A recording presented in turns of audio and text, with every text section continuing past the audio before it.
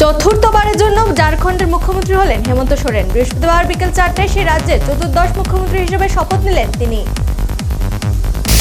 রাজ্যে পর্যটন বিকাশে আরও একটি বড় প্রকল্প বাস্তবায়িত হতে চলেছে। উদয়পুরের বনদুয়ারে 51 শক্তিপীঠের রেপ্লিকা নির্মাণ প্রকল্পে ভারত সরকারের পর্যটন মন্ত্রক রাজ্যকে 97,70,00,000 টাকা মঞ্জুরি দিয়েছে।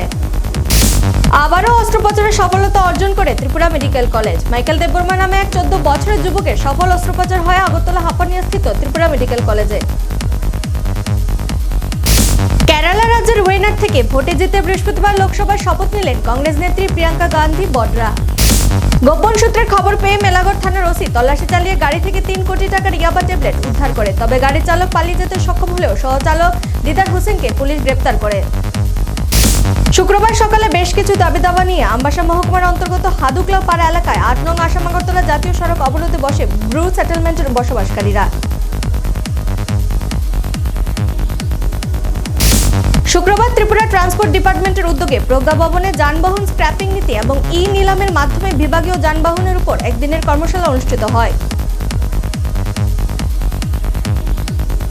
শুক্রবার আগরতলা উমাকান্ত মাঠে বসন্তপুরা জেলার এইডস কন্ট্রোল ইউনিটের উদ্যোগে ও ত্রিপুরা রাজ্য এইডস সোসাইটির সহযোগিতায় রেড রান কম্পিটিশন অনুষ্ঠিত হয়। চিন্ময় ব্রহ্মচারী ইস্যুতে কেন্দ্রের পাশে মমতা।